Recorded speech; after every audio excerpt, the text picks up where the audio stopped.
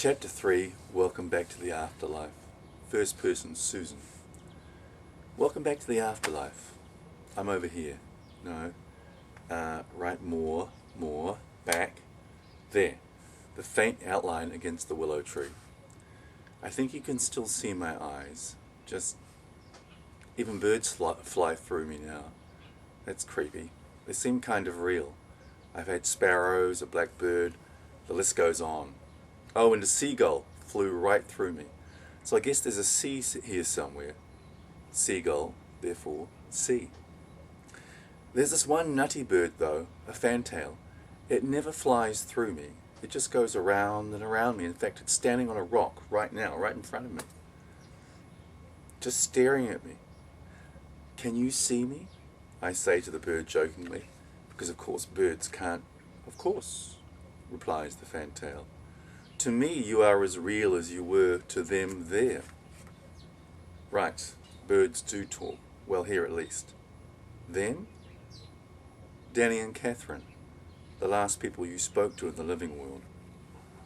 They weren't really friends. I don't think they even wanted to be in the same group as me going down the river. They will, said the talking bird. You have a painting by Vincent van Gogh on your bedroom wall, don't you? That's right, the sunflowers.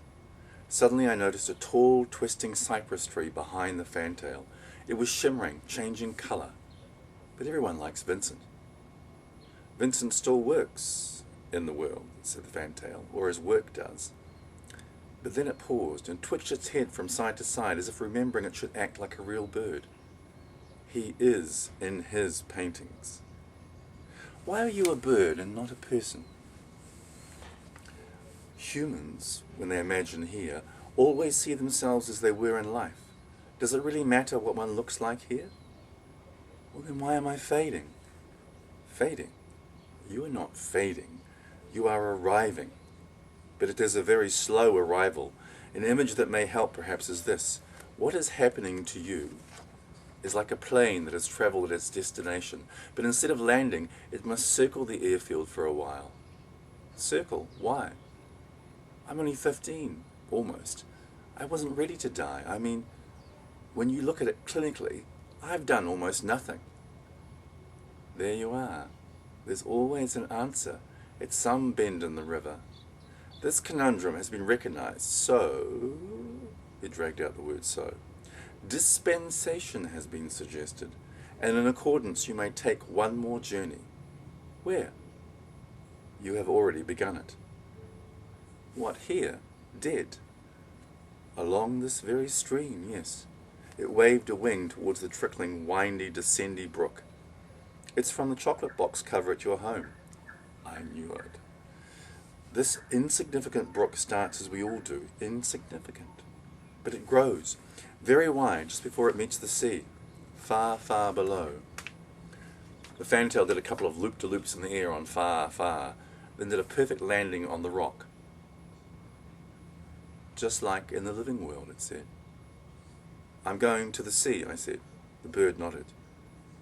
Will you be with me? I asked the tiny little face and beak. Sometimes, as you will soon see. And here is the heart of the matter. Catherine and Danny will always be with you, for this is not just a stream of water, but a life stream. The length of this stream represents their lifetimes in the living world. You see, Susan, a part of them stopped when you drowned, an important part. They could not save you. Now there is an empty space, or as Vincent says, the thread of the canvas is missing. And it will change everything for them. They think they've reached the end of the river. The fantail shook its small head. The river did not stop for you. In fact, I couldn't fight the current, I interrupted.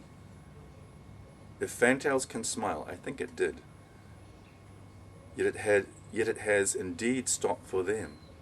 You have to guide them. You have to get Danny and Catherine to the sea. The fantail tilted one eye at me. Do you think that might be doable? I shrugged a how and gestured to the afterlife around me. Because they are only on the other side of the water, said the fantail. I glance across the stream. No, not the other bank, adds the fantail. The surface itself. It paused and spoke as if someone else was whispering in its ear. Yes, thank you, I know which words to use. Thank you, I think I'm explaining it quite well by myself. Thank you, bye, worm. The bird jumped around to face me again. Now, where was I? Water, you would... Who were you talking? Oh, yes, water. Because water was how you left their world. Water shall be how you enter it. Through its rather, well, unpredictable. Why, I ask.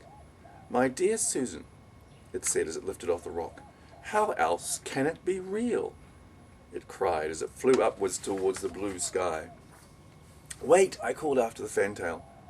I leapt over rocks, over logs scattered like bones, not even sure if I was going over or through them. Wait, how do I help them? You want to be a writer, don't you? It sang out just before vanishing into the only solitary cloud in the sky. Yes, I do. Write it, boomed out the fantail. Or was it thunder coming from that curious cloud? Right, yes, okay, but what? I waited 10, 20, 30 seconds for a reply. None came from the lonely little cloud.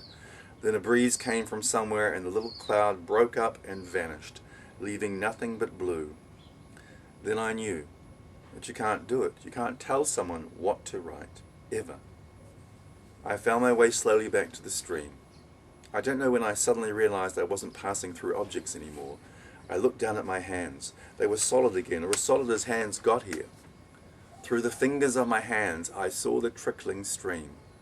My eyes blinked in the sunlight sparkling off the water, and beneath the dark rocks on the bottom seemed to move, as if a battle raged beneath. I knelt and let my hair dangle into the stream. Water is the way, is it? I murmured as my breath made ripples on the water. Then I held my breath and pushed my face below the surface. Just before my ears filled with stream water, I thought I heard, of all things, a meow. When I opened my eyes, I was standing in rain. I was standing in the rain with boots on. I was standing on a street covered in debris. The air moved near my ear, and I ducked instinctively as a baton swung above me. My body curved towards the road, and I lay amidst the debris. My hand felt a camera, lying amidst the discarded placards. People swayed and jostled all around me. So the fantail was right, I'm back, I thought. I looked between the splayed and straining legs and saw Danny, crouched over an injured nurse. He was old, like 20 or something, I don't know why, but I just slid the camera towards him. He saw it coming and looked up. He seemed to recognize me, but as the crowd blocked our view, I heard him call out Catherine's name, and I lost sight of him. Just then, I saw a backpack on the ground. It was Danny's. I just knew it. Call it my new superpowers. I have X-ray vision too. No, for real, a real plus, because this body I have in the real world super hurts. It's like 21 years old and all wrong. So, with the X-ray vision, I could see right through the backpack, right to the photo of me inside it. Like some mushroom trip, which I have never done, so this is secondhand and probably more my imagination, okay. Immediately my mind is back there on that rock face, trusting Catherine to hold the rope and longing for Danny to reach down and pull me up. It would be the first time a boy had ever held my hand. But there he was, dear Danny, camera out as always. Danny, pass me the aviators, I say, the sun's in my eyes. He raises an eyebrow but reaches down and slips them gently over my ears. And while I'm savouring it, every part of me tingling with this completely innocent but tender and oh so sensual moment, Catherine ducks material grunts, hurry up, sloth. In this replay of the actual event, I consider giving her bony hands rope burn, but I might fall, and that would mean dying a whole day before I was supposed to. Supposed to. Danny puts his camera down carefully. He pulls me up across his legs. I feel him, and I'm sure he feels me. It was only a day ago in real time. The old time, I mean, probably not the afterlife time. And the time I'm in now is like 5 years in the future. I suppose 5 years in the future I might have done it by now. I mean, it being lovemaking.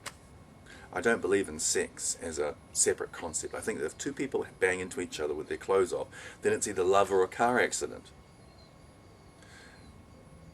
had I lived, it might have even been Danny. Just give me a moment, please. Back to the flashback in a jiffy. I'm just savouring it. I'm like smoking a cigarette, actually, in my mind. Puff, puff, puff. So, we sit there on top of that rock face. Behind us, Mike, the instructor, loops up all the ropes.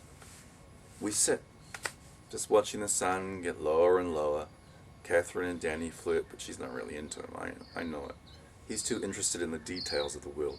Danny will stop on the track and wait until the light is just right on a rock or a flower. Cat sees a mountain far off and nothing else exists. She just wants to get there fast.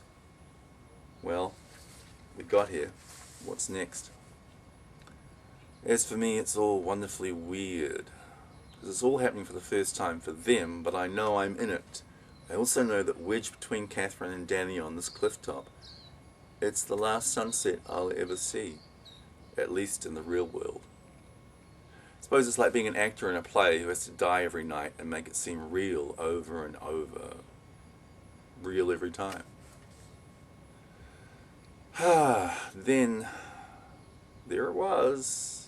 I'd forgotten this was it, the moment. The moment I turned to Danny to say, kiss me.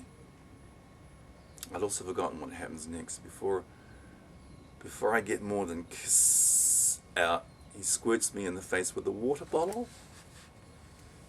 And Shazam! I'm not on the cliff top in 1976 anymore, nor a crazy street riot in 1980 whatever. No, I'm pulling my head out of a cold stream in the afterlife. I look up, water dripping from my face and hair, and wonder if the sun here moves faster or slower, or at all. The fantail said to follow the stream down to the sea, but I can't see a coast below, nothing, just hills and trees fading into blue like behind Mona Lisa and Da Vinci's tiny portrait. I wonder if Leonardo's around here somewhere. Forget Da Vinci, stupid. You just went to the real world. You felt it. You saw him. And didn't kiss anyone all over again. Fantail, if you were here right now, I'd say that this is really cruel. So cruel. And hard. I wipe water and tears from my eyes and try to find my brain again. It's the stream, and it's not a stream. Not really, I say aloud. I suddenly feel tired. Maybe the cross-worlds thing depletes you.